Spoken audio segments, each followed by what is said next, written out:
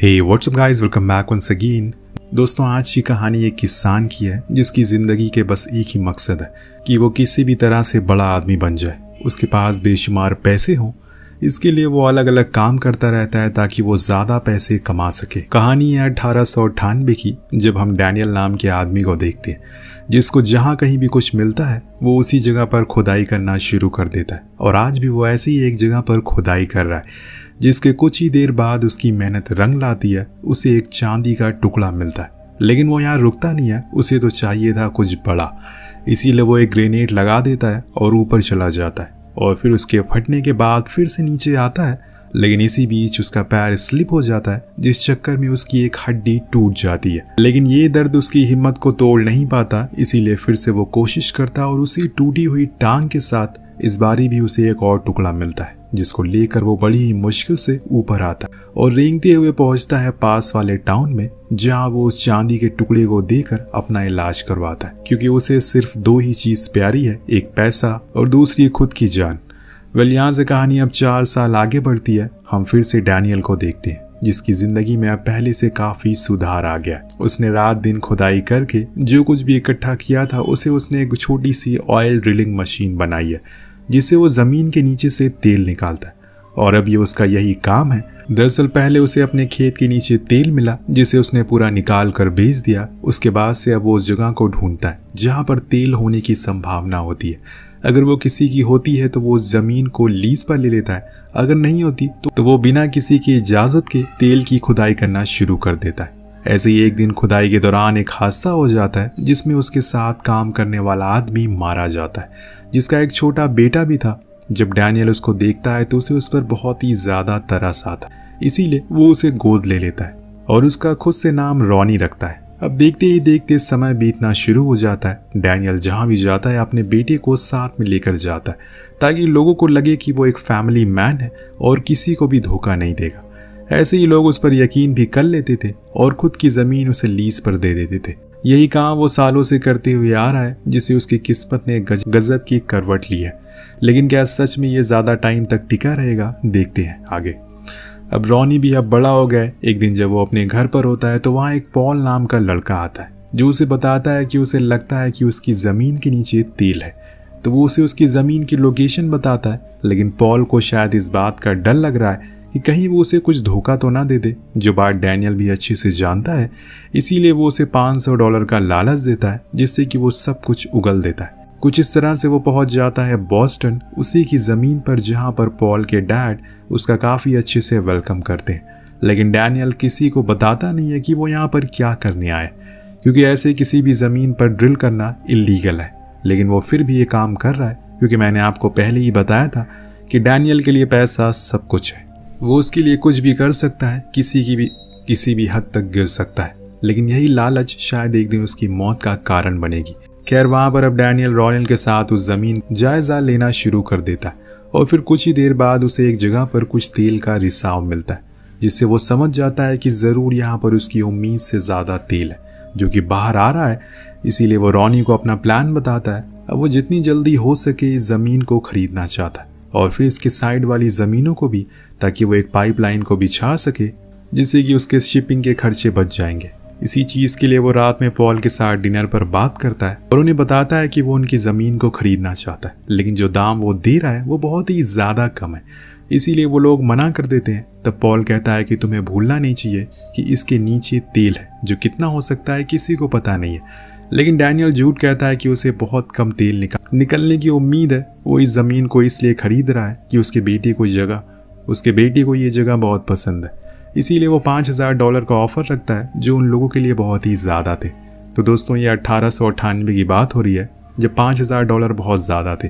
अब ये उनकी औकात से ज्यादा होते हैं, इसीलिए वो हाँ कर देते हैं। लेकिन उन्हें ये नहीं पता कि ये जमीन $5000 की नहीं बल्कि $5 लाख की है, क्योंकि इसके नीचे बेशुमार तेल है। उधर अगले दिन डैनियल टाउन के मास्टर के पास जाता है और उसे इस टाउन के मैप दिखाने को कहता है, ताकि वो जमीन के आसपास वाले एरिया को भी खरीद सके। इस दौरान वो अपने पार्टनर को भी बुला लेता है और उससे कहता है कि उसके हाथ एक बहुत बड़ा कॉन्ट्रैक्ट लगा है, इसीलिए जितने भी मजदूर हैं उन्हें फौरन यहाँ पर बुलाओ और काम को शुरू करवाओ। वहीं दूसरी ओर हम रॉनी और मैरी को साथ में देखते, जो कि पॉल की छोटी बहन थी।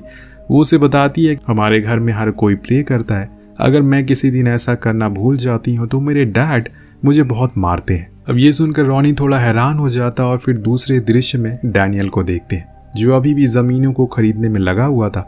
लेकिन एक बंदा है जो अपनी जमीन नहीं बेच रहा है, जो कि विलियम है। पर डैनियल जानता है कि एक ना एक दिन वो उसे जरूर बेच देगा क्योंकि उसके पास की सारी जमीन बिक चुकी है। अब कुछ दिन सारे मजदूर को बुला लिया जाता है। काम अब जोरों शोरों से शुरू हो चुका था, लेकिन इससे पहले डैनियल सभी गांव वालों से मिलता है और उन्हें बताता है कि ये ड्रिलिंग प्रोसेस अब बहुत लंबा चलने वाला है, इसीलिए उसे उनकी मदद चाहिए क्योंकि काफ़ी वर्कर बाहर से आने वाले जिनके लिए रहने की व्यवस्था करनी होगी। इसी बीच हम टाउन में स्कूल, अच्छे रोड भी बनवाएंगे जिससे सभी को फ़ायदा होगा, यहाँ के लोगों को भी काम मिलेगा। सभी ये सुनकर बहुत खुश होते हैं, लेकिन क्या सच में ऐसा होगा ये तो हमें आगे ही पता चलेगा। फिलहाल डैनियल का पूरा फोकस तेल पर है। वो तुरंत ही मशीन को शुरू करवाने का ऑर्डर देता है, लेकिन इतने में वहां पर इलाही आता है, पॉल का भाई, जो उसे बताता है कि गांव वाले चाहते हैं कि काम शुरू करने से पहले हम सभी प्रे कर लें। तो वो मान जाता है और फिर बाहर आकर सभी के सामने 3-4 अच्छी बातें बोलता है और फिर रॉनी से कहकर स्टार्ट बटन करवाता है। काम शुरू हो चुका है। धीरे धीरे करके वो लोग अच्छी ड्रिल कर रहे हैं, जिस खुशी में आज डैनियल पूरे गांव वालों को दावत देता है, जिसमें वो सभी से बात करने की कोशिश करता है। लेकिन इसी बीच हमें पता चलता है कि ऑयल वेल के अंदर एक वर्कर की मौत हो जाती है। जब इस बारे में डैनियल को पता लगता है तो वो उन पर बहुत ही ज़्यादा गुस्सा करता है और उनसे कहता है कि अगर कोई हादसा आपसे आगे हुआ तो उसकी जिम्मेदारी वो लोग होंगे क्योंकि उनकी लापरवाही से ये हुआ है। उसके बाद वो चर्च जाता है जहाँ हम इलाही को देखते हैं जो किसी के अंदर से बुरी आत्मा को बाहर निकाल रहा था, और वो इस चीज़ को जिस तरीके से कर रहा होता है उसको देखकर डैनियल थोड़ा हैरान था। वो समझ जाता है कि गांव वाले कैसे हैं। सबके जाने के बाद वो इलाही से मिलकर बताता है कि तुम्हें पता होगा कि कुछ दिन पहले वेल में एक आदमी की मौत हो गई, इसीलिए मैं चाहता हूँ कि तुम उसकी कब्र पर जाकर कुछ प्रे कर दो। अब वो मान जाता है, लेकिन आखिर में कहता है कि ये तो अभी शुरुआत है, शायद ऐसे और भी हादसे हो, ऐसे क्योंकि तुमने उस दिन मुझे प्रे करने के लिए बुलवाया नहीं था, खुद कर लिया, जो कि बहुत बड़ी गलती थी।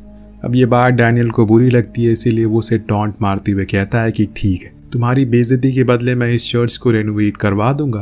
पर ये चीज़ बोलने के कुछ देर बाद धीरे धीरे करके चीज़ें बिगड़ना शुरू हो जाती है। एक दिन जब काम हो रहा होता है कि तभी वेल से गैस लीकेज होने लगती है, जिससे सब कुछ खत्म हो जाता है।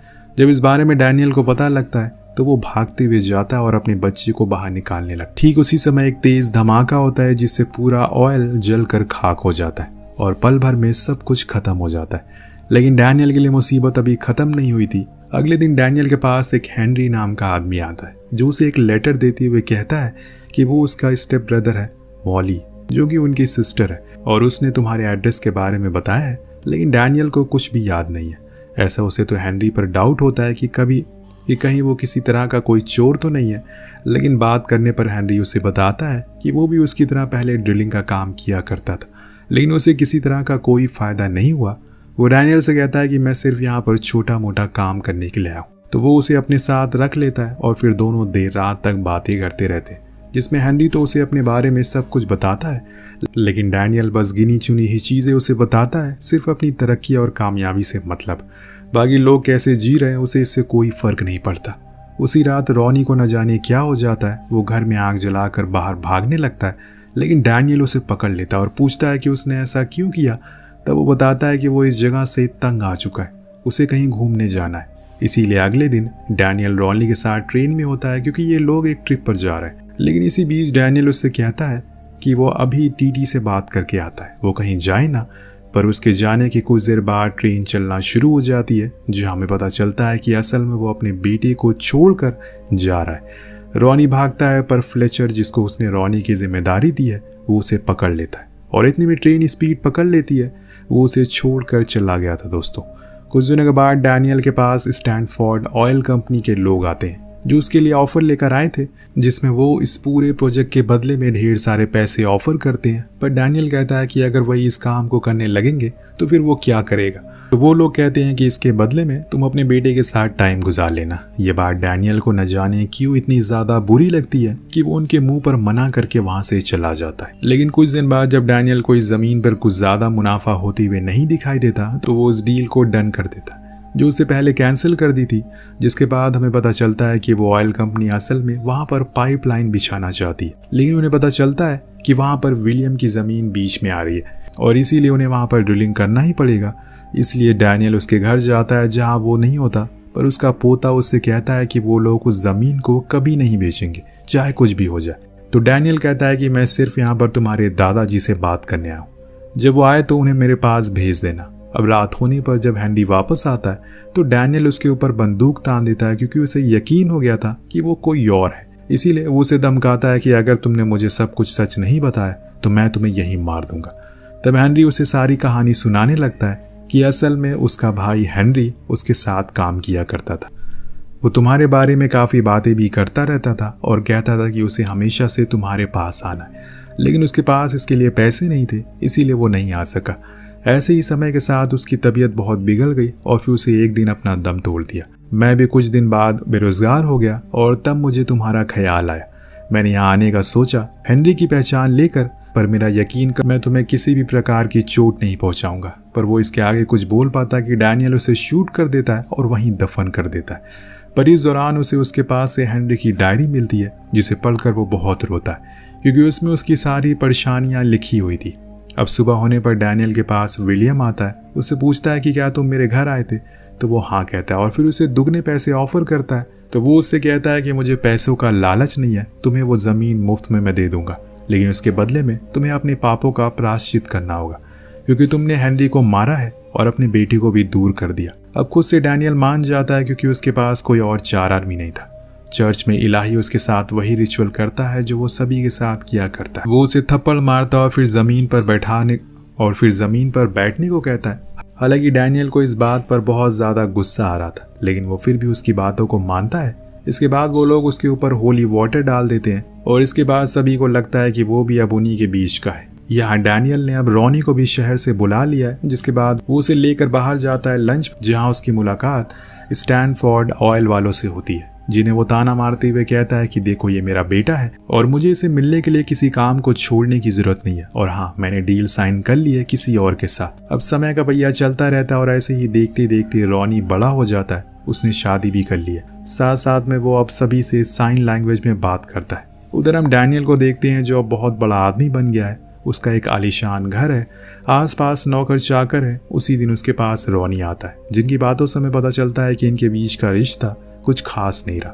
दरअसल रॉनी बताता है कि वो मैक्सिको जा रहा है, वहाँ पर ऑयल ड्रिलिंग कंपनी खोलने वाला है।